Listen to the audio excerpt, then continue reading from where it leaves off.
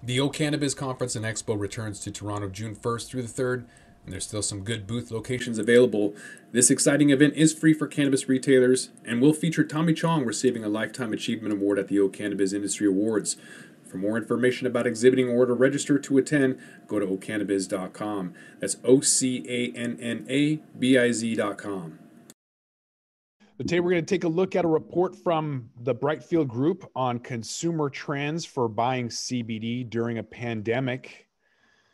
Kind of important to take a look at what's happening around the North American marketplace to see what's going to happen down the road with pricing, consumer product trends, buying behavior, all of that stuff. Welcome back to the Talking Hedge. I'm Josh Kincaid, capital markets analyst and host of your cannabis business podcast. To help us do that is Katrina Golgowski, angel investor and attorney. Thanks for being back on the podcast. Thanks, Josh. So buying CBD during a pandemic, there's different channels and consumer trends that are going to affect the market overall. So the ongoing pandemic has caused extra stress for consumers, and despite the expense, many are not giving up their CBD during this time. However, with the closing of many retail outlets and stay-at-home orders in place, consumers turn to the outlets for CBD purchases in the first half of 2020, going online for all of their orders. So from quarter one to quarter two, the share of CBD consumers reporting online purchasing rose from 23 to 47%, and top brands reported corresponding spikes in online sales. Then the second quarter saw a height of stay-at-home orders, and brands with the heavy brick and mortar presence were hit especially hard. So online sales, they have struck at the share of consumers who report buying CBD online has held steady in the third quarter. However, the latest data shows consumers are venturing out again. So in the third quarter, 41% of consumers reported that they had recently started shopping in store again for CBD products, probably just in time for them to go right back indoors during the flu season. I think that was probably, during the summer months, people are ready to get out and do things outdoors, and then right back inside as soon as that fear porn hits with the media kind of shoving all of this down our faces again. But nonetheless, we do have some interesting quarter over quarter trends, and it looks like online is the way to go.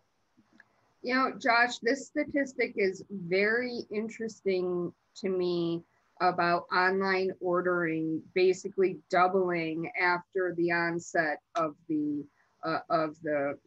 pandemic. And the reason it's interesting is a lot of online retailers still struggle with credit card processing and how they can access credit cards when you are a open and transparent CBD provider. It can be a struggle. So I wonder if these people that are buying online to see such a jump of a 50% jump in one quarter to online, I wonder if somebody who's shopping at Prime, which goes to Whole Foods, whether they're just throwing a CBD product in their cart at Whole Foods, which of course does not struggle with credit card processing, or whether these individuals are purchasing from a let's call it a CBD store, for lack of a better term, given the difficulties that these online retailers face. I wish they would address that in this statistic, because it is a fascinating statistic. Mm-hmm. Yeah, definitely is going to be the way to go. Online ordering is just kind of a natural progression that people are going towards, away from the malls, more towards online and convenience. But yeah, with stay at home, kind of just makes sense that you have to buy from online. I just wonder what it's going to do to being able to find the best brand, because I know that with online shopping, you don't always find what's actually in the store. There's a disconnect between online availability and what's really in the store. And so maybe you'll find that with isopropyl alcohol or toilet paper. Doesn't seem like it's available online, but it's there. You just have to go and find it. And so maybe the same thing with CBDs. Are you finding really like that full spectrum, or are you just being sold this isolate, hot dog water product that isn't really going to do anything for you, and then you're not going to go back and rebuy it again, kind of maybe utilizing in-store support and help to make that purchasing decision. And if it's not there, what are you buying? But nonetheless, the trends are there. They're going and they're buying it online.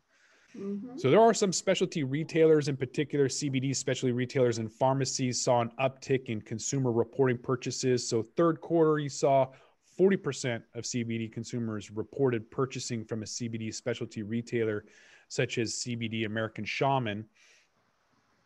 And then CBD specialty retailers provide consumers with the ability to learn more about CBD through knowledgeable employees, the ability to sample products, depending on the store, of course. While more mainstream retail outlets now carry CBD, you see CBD only retail stores such as CBD American Shaman have an important competitive advantage in being exclusively CBD focused in a time of general consumer uncertainty, as they boost expertise related to those products and offer a wide variety versus just brick and mortar retail channels. So yeah, just kind of what we were just talking about. Yeah, this is yet another interesting piece of information given the FDA murkiness around CBD, that CBD only specialty retailers are thriving. That's very interesting. Washington, CBD is illegal. So how are you going to have a CBD only store when it's illegal? That being said, less than a mile from my house, there is a CBD beverage store. So it's just interesting how it's happening. Yeah, CBD beverages were banned in Washington in August of 2018, I think, right after California, the year after California did it. So I don't know. Yeah, can't have CBD gummies either. I mean, there are certain CBD products that you can buy in Washington, but can't buy gummies, can't buy infused beverages. Makes it kind of hard. Yeah, it does. I still have my CBD face cream though, Josh. Don't worry. Oh, good. See, there are pharmacies. So in terms of like how people are buying, you have consumers returning in greater numbers to pharmacies, with almost 1/5 reporting buying through the channel in third quarter, compared to only 11% in the second quarter and 8% in the first quarter. So chain pharmacies have increased their brand offerings throughout 2020, though they're still cautious of their product offerings and are sticking to topicals. So during the pandemic, pharmacies have remained open as essential retailers, offering brick and mortar shoppers a consistent, convenient location to find CBD. Pharmacies are also benefiting from the growing mainstream momentum of the CBD industry, which is still drawing in new consumers. They've already recognized and understood and have confidence in the infrastructure surrounding pharmacy retailers and helping to lift social stigmas surrounding CBD, as well as concerns about the products. And in addition, brands such as CBD Distillery have targeted independent pharmacies with new clinical lines that offer pharmacists an exclusive, high quality, and often higher dose offerings to their customers. Like CBD specialty retailers, independent pharmacies can provide individual recommendations and personalized advice about CBD products, and often carry a wide range of products than chain pharmacies. Back to the importance of bud tenders. Like if you don't really have somebody that can be knowledgeable and tell people about that, it's going to take a lot longer for consumers to get over that hurdle and have peace of mind buying products. Yeah, the white coat effect. Put anybody in a white coat and you think that they know what they're talking about. And this would be a good channel for a CBD brand that's looking to establish credibility, get into a pharmacy, and just have or open a CBD only specialty retailer, and everybody wear a white coat as the uniform. I guess I don't know, but this is also interesting because a licensed pharmacist who is actually regulated by the state might struggle with the legality surrounding CBD and might not want to risk their license to help somebody with a CBD product. And so this is just a very interesting report, Josh, that pharmacists who are under a pressure just like everybody else to make money for their store. CBD would be a good category if their state or other regulatory body is willing to give them some wiggle room on CBD. Yeah, and I don't know if pharmacists still get kickbacks from big pharma, but that would be a huge hurdle to try and get a pharmacist to recommend something that they don't get financial incentives from. So there's that hurdle too. But to your point about that white coat phenomenon, my wife worked at the mall in high school for like an essential oil company, whatever. And when trying to recommend, citrus for, a calming or a lavender scent for a calming effect, people didn't really care. But as soon as she put on a white lab coat, people were buying whatever she would recommend. And this, she was just like this little high school girl. But again, wearing this white lab coat kind of gave her a sense of, I don't know, expertise or whatever, just from the white lab coat. So that is kind of an interesting point. But moving on, they're saying what is to come. More brands are offering easy to navigate website experience with consumers continuing to make purchases online. However, consumers still have many questions about CBD. They're exploring different product types. They're looking for expert advice that can be found in many brick and mortar outlets and continue to favor specialists and trusted channels like CBD specialty stores and pharmacies. And once the regulatory uncertainty surrounding ingestibles clear, it'll be more common to see a wider range of product types, including tinctures and gummies in mainstream retailers like grocery stores, big box outlets, and warehouse clubs. We'll see. You want 1,000 gummy pack from Costco? Depends on the price. So product trends like beauty, skincare, it's surpassing therapeutic topicals in the second quarter of this last year. CBD topicals was reported to have a third of all of the CBD consumers for the first time. So the growth of CBD topicals, they can be attributed to their ease of use, familiarity with the format, and availability at mainstream retailers. So in the third quarter, topicals for beauty and skincare surpassed therapeutic topicals for use.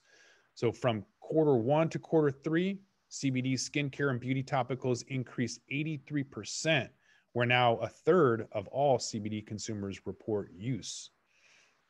So this explosion in CBD for skincare and beauty can be attributed to the growing self-care movement and availability of skincare that has CBD in it. So at spas, hair salons, they're all closed to the pandemic. So consumers took these routines into their home.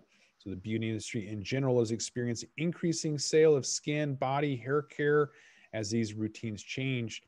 And the additional stress of the pandemic also spurred many consumers to practice self-care routines for the first time. And topicals are an easy way for taking care of your skin. In fact, we just did a podcast recently for the Mask Hero.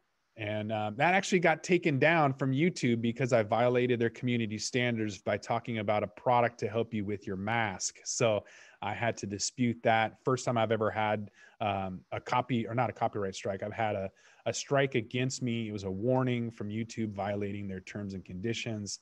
So I had to dispute that because it is a legal product that you can buy, federally legal, that you can buy in a grocery store. So obviously YouTube's algorithms suck. So, but nonetheless, we are seeing a lot of people using products like, face mask, mask knee, as they're calling it. If you have to wear a mask for 8 hours and you get acne from it, there are products out there to kind of help with that for skin and beauty products. Definitely taking off in popularity. Yeah.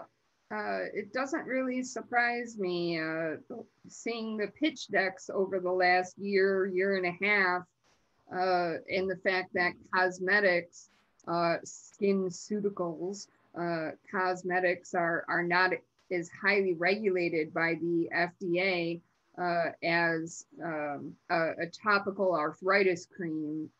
This also makes sense to go into the skincare industry versus towing the line on a medical claim. And the margins are huge too. So if you're going to look at medical versus, a candy bar, it's going to be a lot more expensive for medical. Even in the same candy bar for a dog, let's just say like you've got a treat for a human and a treat for a dog. The dog's going to be more expensive. So it's just a higher margin. So that's why people are kind of diving into, beauty industry and pet industry. Same product. It's just more SKUs and more margins and more opportunities. Yeah.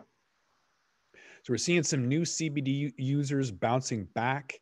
People new to CBD or the newbies. They're exciting customers to watch. So the reasons that they turn to CBD, where they heard about it, and other self-reported markers allowed to understand what's driving entry into the market.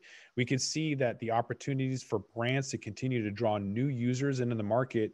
So third quarter 2020, the number of new users in the market was the highest it's been since declining fourth quarter of 2019, when consumers using 3 months or less made up 14% of the market in Q3, and consumers using 3 to 6 months made up another 17%.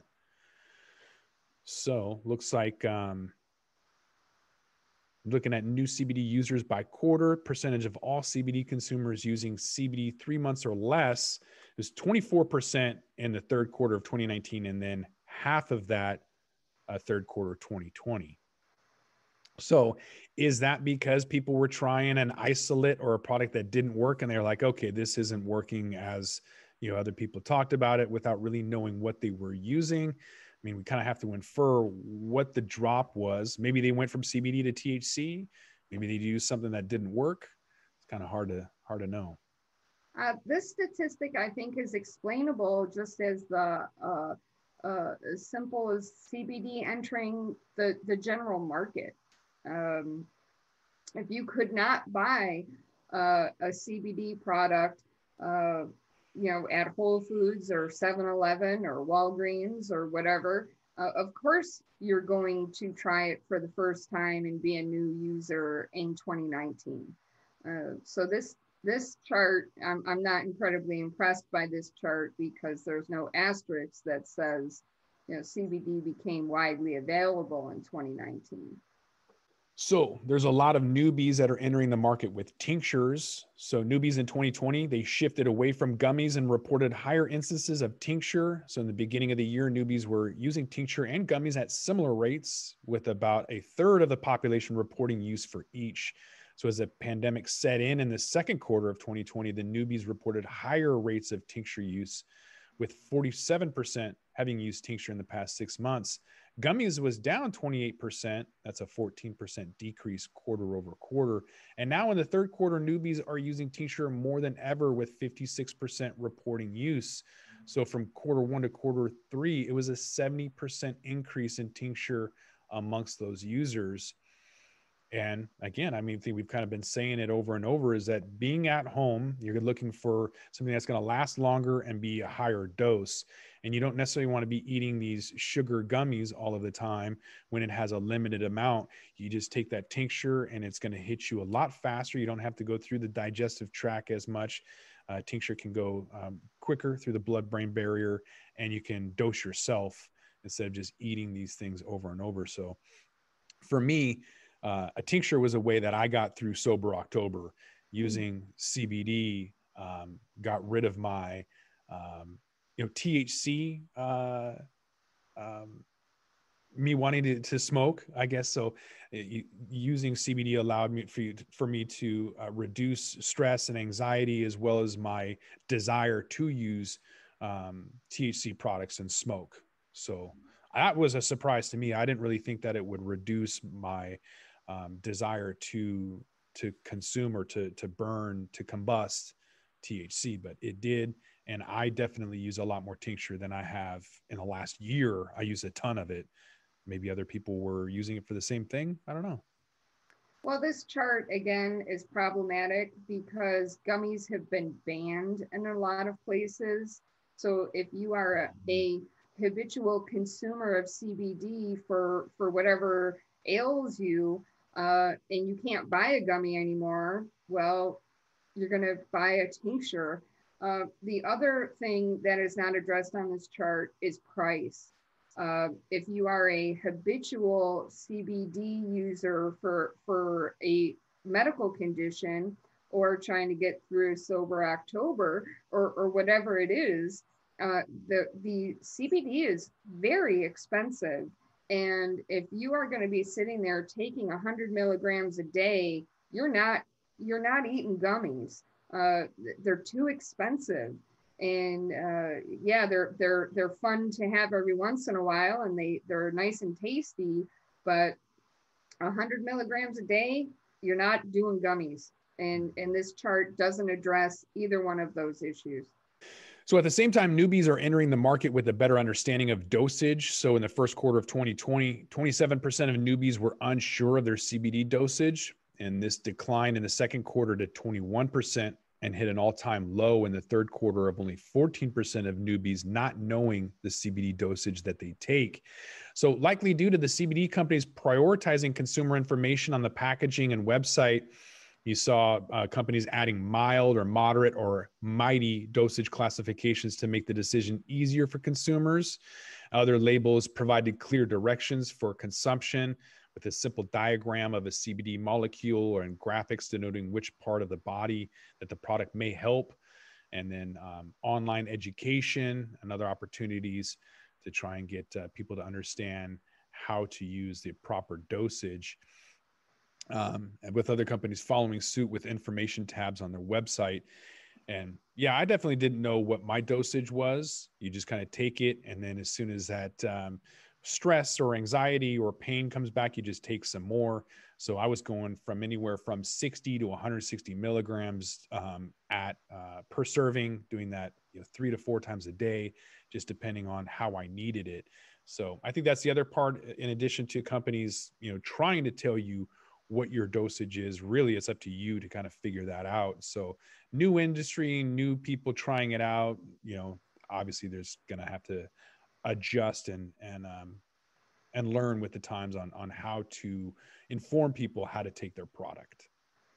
I think this is an excellent development. It is needed in both CBD and THC, as new consumers come into the market that don't know what they're doing, don't know what they're taking, don't know how much to take, don't know how often to take it. This information is just building credibility of your brand. And I'm glad to see it.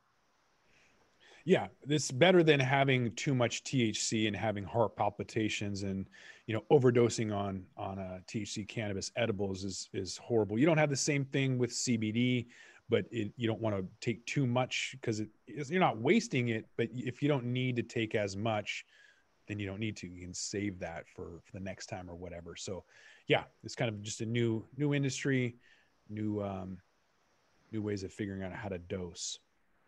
Looking at some other pandemic trends.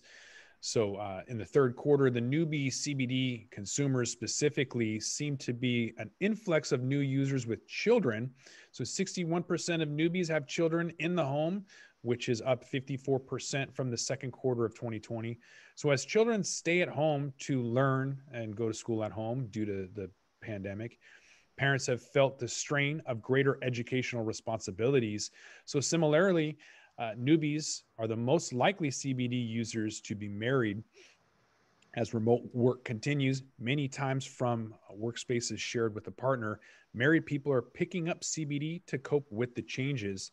Additionally, I just want to stop you here, Josh, because this was a very well worded paragraph to say you've been cooped up with your partner and your kids for 7 months. They're driving you crazy, and you want to be responsible and not drink a gallon of wine every day and not smoke an ounce of weed every day. So I think that they worded that paragraph very, very well. Yeah, and back to the example of Pennsylvania completely banning alcohol on Thanksgiving Day, the north of France banning it during their lockdown, and Greenland banning it entirely during the lockdown. So you can't get alcohol in those areas, but parents are running out and getting CBD and probably THC products as well. And anything anything. So additionally, the third quarter newbies, they were more affluent than the previous new users. So the new pandemic has left a lot of Americans unemployed or with reduced hours, leaving them with minimal disposable income. However, the white collar Americans spared from the economic turmoil seem to be the most likely to have picked up CBD in the third quarter of 2020. A third of newbies in the third quarter reported an income above 150,000. So Q3 articulated an explosion of affluent newbies, but the numbers of new users in this income bracket has slightly increased every quarter since fourth quarter of 2019. So yeah, parents, wealthy people, if bars are closed down, they're just kind of looking for alternatives, I guess, to cope with kids at home and the stress. And it can't be easy, that's for sure. I don't think they signed up to be teachers and have their kids stay at home and bugging them all day.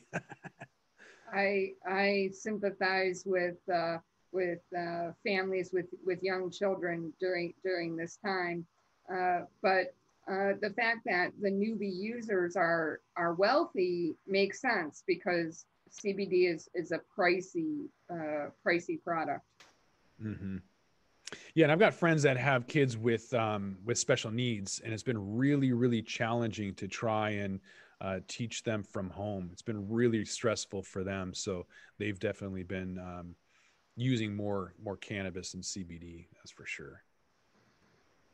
So consumer trends for heavy usage on the rise. Heavy CBD has held over half since fourth quarter of 2019, has been climbing to 58% in the third quarter of 2020. Logically, the more consumers that uses CBD, the more CBD they must buy. So the growth is in heavy CBD users will fuel the expansion of the US CBD market. And with newbies over indexing for daily and multiple times a day use, we can expect that heavy CBD to continue to increase. So in conclusion, CBD brands are always on the lookout for how new users are behaving. So with the world beginning to settle into a new normal in the third quarter, these trends are strong leading indicators of what brands will need to be are going to successfully go into the fourth quarter of 2021. Additionally, heavy users among new and existing users continue to increase, and so does the lifeline value of CBD consumers, emphasizing the importance for brands to truly understand who they are marketing to, how they can build loyalty and create lifetime customer relationships. So the channels and consumer brands choose to target will influence success in these endeavors, and the fundamentals of the industry remain strong. So companies should be revisiting their strategies and tactics for distribution as well as consumer acquisition. I really do not think that the average CBD brand is looking at millennials or Gen Z married making over $150,000 as their target market. And this data from the Brightfield Group says that is the sweet spot. Someone who is on the younger side with kids and making a lot of money.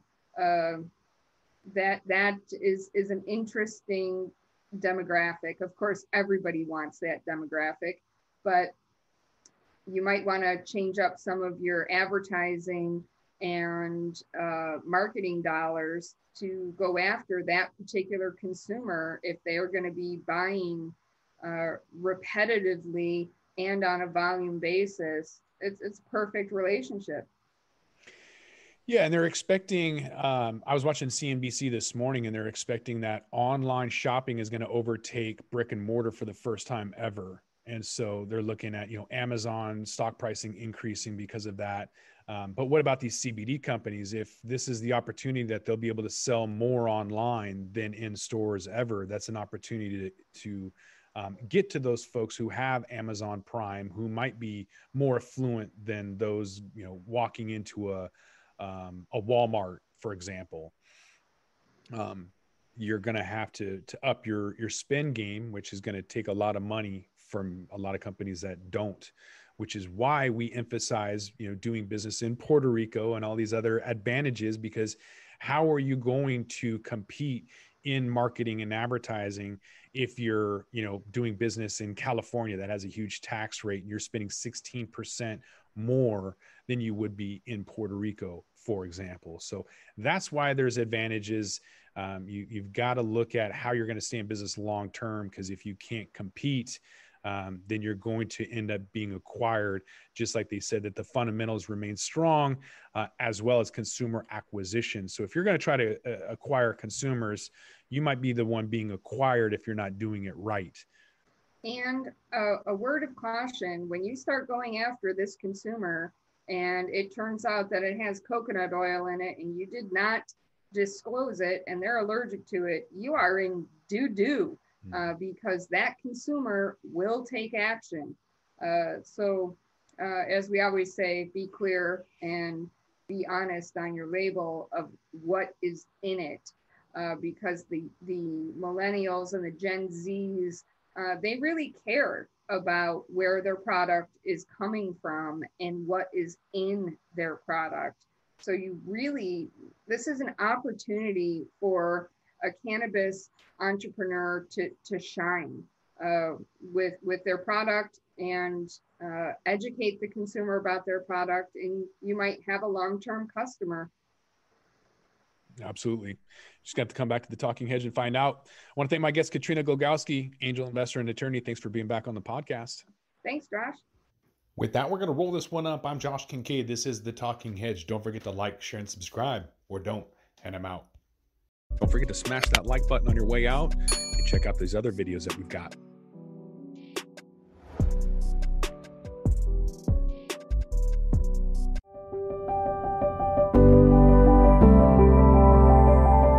Hi, it's Justin Benton, host of the Miracle Plant Podcast, where we discuss this miracle plant that goes by so many names and how it's helping people in so many extraordinary ways. So if you love this plant and you want to hear a story that tugs on those heartstrings and learn more about this plant, then head on over to the Miracle Plant Podcast. You'll be glad you did.